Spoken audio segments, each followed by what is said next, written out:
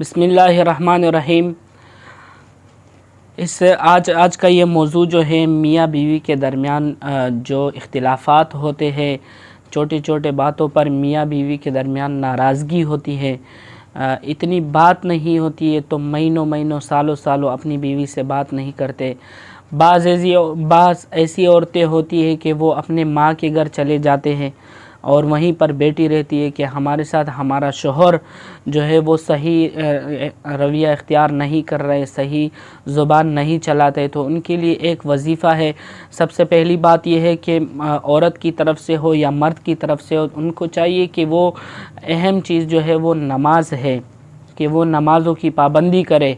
5 وقت نماز جو مرد ہے وہ تکبیر اولیٰ سے پڑھے، نمازوں کی پابندی کرے، نمازوں کو قضا نہ کرے۔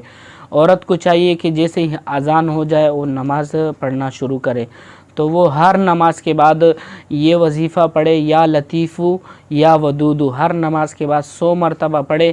انشاءاللہ دونوں کے درمیان میں آپس میں ایسی محبت پیدا ہوگی کہ ایک دوسرے سے جدا ہونے کے لیے بھی دونوں پریشان ہوں گے، دونوں کا دل ایک دوسرے سے جدا نہیں ہو پائے گا، اور اتنی شیرینی دونوں کے بیچ میں آئے گی۔